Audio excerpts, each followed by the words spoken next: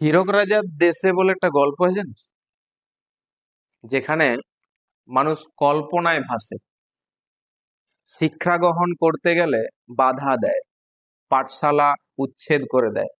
রাজা সেখানে মানে যে মানুষ যত বেশি শিক্ষে বা শিক্ষা গ্রহণ করে, তত বেশি জানতে পারে, আর তত বেশি লোককে কম মানে।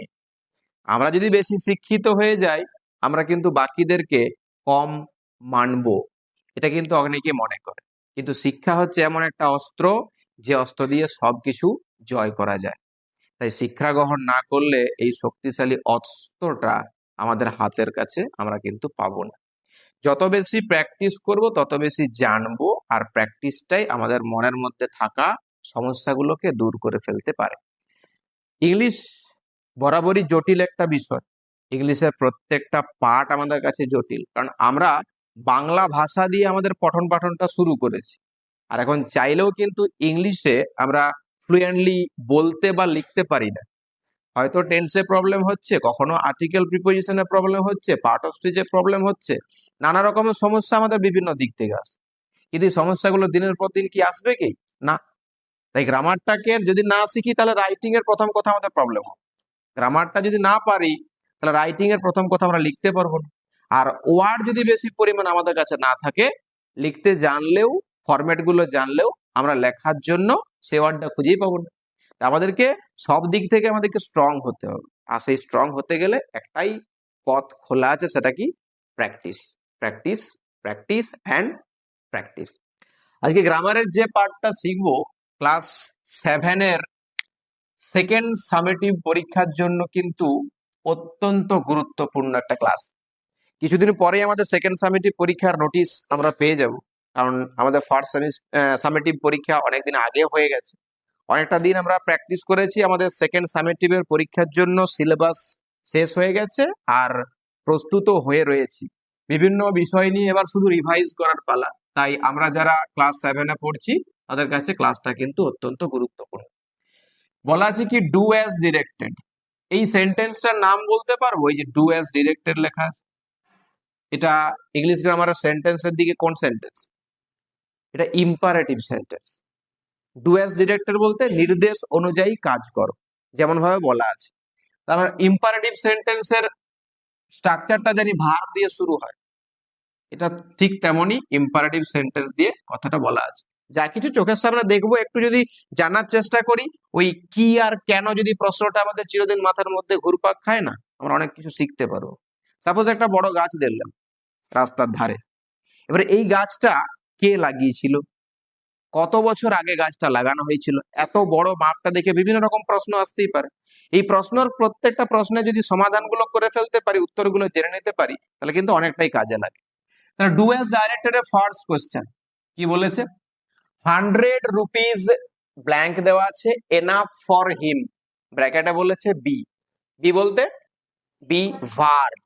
বি ভার্বের ফর্ম গুলো জানি তো?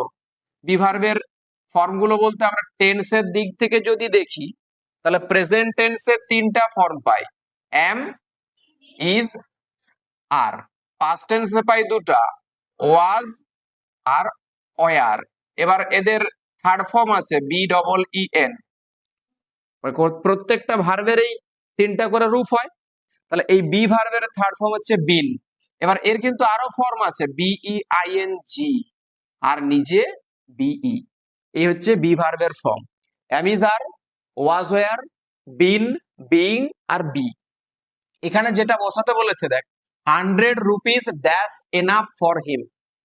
100 রুপিস অর্থাৎ 100 টাকা তার পক্ষে যথেষ্ট। তাহলে এই যে সাবজেক্টটা দেখে আমরা ভার্ব বসাই, তো বাক্যের তো 3টা পার্ট, সাবজেক্ট, ভার্ব আর অবজেক্ট। তাহলে সাবজেক্টের পার্সন আর নাম্বারের উপর ডিপেন্ড করে ভার্বটা কোন ফর্মে বসবে, সিঙ্গুলার ফর্ম নাকি প্লুরাল ফর্ম। সাবজেক্টের নাম্বার কয় প্রকার? 2, সিঙ্গুলার নাম্বার আর প্লুরাল নাম্বার। আর পার্সনটা 3 প্রকার, first person, second person, third person. এটা তাহলে কোন পার্সন? 100 রুপিসটা থার্ড পার্সন। কোন নাম্বার? নাম্বারটা কিন্তু সিঙ্গুলার, কারণ 100 বলেছে, 100। তাহলে সিঙ্গুলার এর ক্ষেত্রে আমরা বি ভার্বের এই প্রেজেন্ট ফর্মের মধ্যে কোনটা ইউজ করব? আই। এস। এভাবে ভালো করে দেখে নিয়ে শূন্যস্থানটা ফিল আপ করুন। নাম্বার 2, রাম ইজ ম্যারিড, শূন্যস্থান আছে সীতা, ব্র্যাকেটে বলেছে প্রিপোজিশন, অ্যাপ্রোপ্রিয়েট প্রিপোজিশন।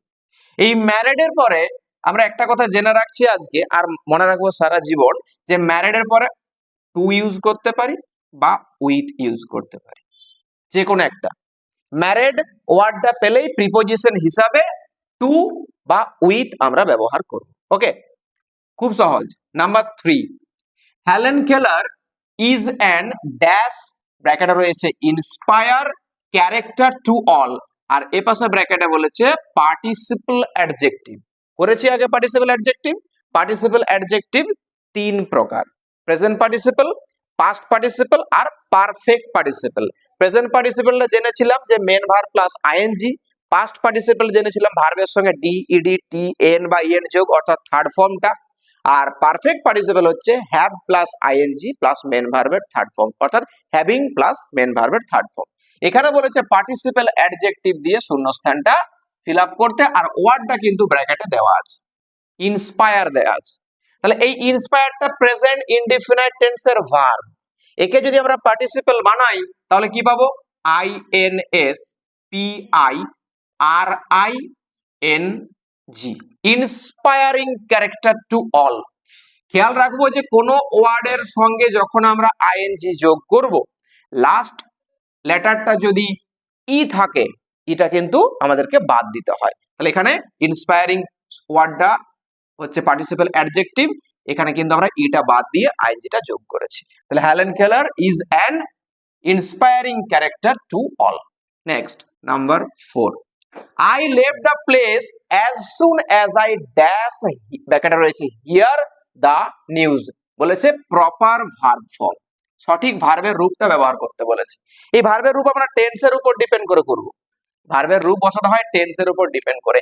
এই যে একটা এত বড় বাক্য আছে, বাক্যের মধ্যে কি এমন কোন শব্দ আছে যেটা দেখে আমরা টেন্সটা বুঝতে পারবো? অবশ্যই আছে। এই তো এলইএফটি, লিভের সেকেন্ড ফর্ম তো লেফট, মানে পাস্ট ইনডিফিনাইট। আর আমরা জানি যে একটা বাক্যের মধ্যে টেন্স কিন্তু একই থাকে, যদি পাস্ট হয় তাহলে পাস্টেই হয়, প্রেজেন্ট হলে প্রেজেন্ট। যেমন আমাদের শরীরের মধ্যে যে পজিটিভ বা নেগেটিভ রক্তটা বইছে, সেটা কিন্তু হাতেও একই সেম রক্ত বইবে, পায়ের মধ্যেও সেম রক্ত বইবে, কারণ শরীরের মধ্যে একই রক্ত বহন করতে হয়। ঠিক তেমনি এখানে পাস্ট ইনডিফিনাইট ভার্ব আছে, মানে এই ব্ল্যাঙ্কটাতে কিন্তু এই ভার্বটার পাস্ট ইনডিফিনাইট রূপটাই বসাতে হবে। তাহলে হিয়ার এর পাস্ট ইনডিফিনাইট কি? H E A R D. Okay, heard. Next, number 5, you dash, ব্র্যাকেটে রয়েছে ক্যান আর কুড গো নাও, আর এখানে বলেছে প্রপার মোডাল ভার্ব। আমরা জানি can, could, may, might, shall, should, will, would, basically modal verb রয়েছে 8খানা। এর পরেও রয়েছে am to, is to, are to, have to, has to, ought to, must, dare, need, এগুলো রয়েছে। এখানে দুটো বলেছে, তার মধ্যে আমাদেরকে সাবজেক্টটা দেখে নিয়ে ভার্বটা ইউজ করতে হবে। তাহলে ইউ ড্যাশ গো নাও, আর এখানে নাওটা তো আমরা বুঝতে পারছি, নাও মানে এখন, অর্থাৎ প্রেজেন্ট ফর্ম। তাহলে আমরা এখানে পাস্ট ফর্মটাকে ইউজ করতে পারবো কি না? আমরা এখানে প্রেজেন্ট ফর্মটা ইউজ করব, সেখানে কি সি এ এন। তাহলে ইউ ক্যান গো নাও, তুমি এখন যেতে পারো। নেক্সট, নাম্বার 6, রাজু লিভস এট মসলন্দপুর, ব্র্যাকেটে বলেছে ফ্রেম কোশ্চেন, কোশ্চেন তৈরি করতে বলেছে।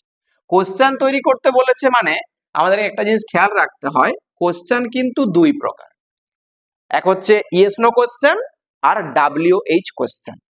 WH ওয়ার্ড আছে বেশ কয়েকটা, হোয়াট, হাউ, হোয়াই, হোয়েন, এগুলো রয়েছে। তো প্রথমে এই যে ফ্রেমিং কোশ্চেনের ক্ষেত্রে আমরা মেন ভার্বটাকে আইডেন্টিফাই আগে করে নেব, এবার ওই WH ওয়ার্ড গুলো দিয়ে মেন ভার্বটাকে প্রশ্ন করে দেখব যে কোন ওয়ার্ডটা উত্তর হিসাবে আসতে পারে। তাহলে রাজু লিভস এট মসলন্দপুর, রাজু মসলন্দপুরে বসবাস করে। আমরা এখানে WHERE এই ওয়ার্ডটা দিয়ে কোশ্চেনটা একবার করে দেখি, হোয়ার। তাহলে কোথায় বাস করে? উত্তর হিসাবে কি আসছে? এট মসলন্দপুর।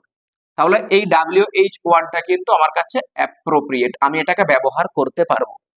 কোশ্চেনের ক্ষেত্রে যেটা লিখতে হয় সেটা কি প্রথমে WH word, WHERE, clear? WH ওয়ার্ডের পরে লিখতে হয় অক্সিলিয়ারি ভার্ব। বাক্যের মধ্যে কি অক্সিলিয়ারি ভার্ব আছে? না, যদি না থাকে তাহলে কিন্তু আনতে হয়। এবার কিভাবে আনবো? না, মেন ভার্বটা যদি হওয়া বোঝায় তাহলে am is are was were tense অনুপাতে, মেন ভার্বটা যদি করা বোঝায় তাহলে কিন্তু ডু ডাজ ডিড টেন্স অনুপাতে আনতে হয়। এখানে কি রয়েছে? টেন্সটা লিভস, প্রেজেন্ট ইনডিফিনাইট টেন্স। আর তাহলে কি বোঝাচ্ছে? এটা বসবাস করা বোঝাচ্ছে, করার জন্য কি আছে? ডু। আর রাজু যেহেতু থার্ড পারসন সিঙ্গুলার নাম্বার, তাই এখানে আমরা ইউজ করব DOES, where does. Clear auxiliary ভার্বটা? এবার কি করতে হয়? সাবজেক্ট ইউজ করতে হয়। সাবজেক্টটা কি? Raju, RAJU, where does Raju. এবারে মেন ভার্বটা এসটা কিন্তু উঠে গেছে, কি পড়ে আছে তাহলে? LIVE, কোশ্চেন মার্কটা অ্যাড করব। তাহলে where does Raju live, Raju কোথায় বাস করে? উত্তর হিসাবে লিখলে কি পাবো? Raju lives at Maslandapur. এটাই হচ্ছে framing question. Clear? Next number 7, Suresh is loved by everyone for his good behaviour. ব্র্যাকেটে কি বলেছে? Voice change. আমরা করেছি অনেক রকম ভয়েস চেঞ্জ করেছি। এটা অ্যাসার্টিভ সেন্টেন্সে আছে, আর ভয়েসের দুটো পার্ট, অ্যাক্টিভ ভয়েস আর প্যাসিভ ভয়েস। আগে কিন্তু চিনতে হয় যে ভয়েসটা কোন ভয়েসে আছে, অ্যাক্টিভ আছে নাকি প্যাসিভ আছে। এখানে বুঝতে পারছি একটা অক্সিলারি ভার্ব আর মেন ভার্বের থার্ড ফর্ম আছে, এখানে বাইটাকেও পেয়েছি, আর বাইয়ের পরে অবজেক্ট আমরা দেখতে পাচ্ছি। এবার বাইয়ের পরে যে অবজেক্টটা আছে নাউন বা প্রোনাউন হিসাবে থাকে, তাকে আমাদেরকে প্রথমে সাবজেক্টের জায়গায় বসাতে হয়। এখানে এভরিবডিটা আমরা এখানে বসাবো আগে, EVERYBODY, ক্লিয়ার? এভরিবডি। বাইটা আমরা অ্যাড করি প্যাসিভ ভয়েস করার জন্য, এখানে প্যাসিভ থেকে অ্যাক্টিভ করছি মানে বাদ দেবো। বাইটা বাদ দিলে মেন ভার্বের থার্ড ফর্মটা বাদ চলে যায়। এখানে থার্ড ফর্ম কাকে দিয়ে করা হয়েছিল? ডিটা যোগ করে থার্ড ফর্ম করা হয়েছিল। বি ভার্বের সঠিক ফর্মটা বাদ চলে যায়। এগুলো সব বাদ গেলে মেন ভার্বটা কি থাকছে তাহলে? লিভ। তাহলে লাভ। এভরিবডিটা সিঙ্গুলার না প্লুরাল? এই সাবজেক্টটা এভরিবডি সিঙ্গুলার, তাহলে কিন্তু প্রেজেন্ট টেন্সে মেন ভার্বের সঙ্গে এস বা ইএস যোগ করতে হয়। তাহলে LOVES, এভরিবডি লাভস। সাবজেক্টটা অবজেক্ট করতে হয় SURESH, সুরেশ।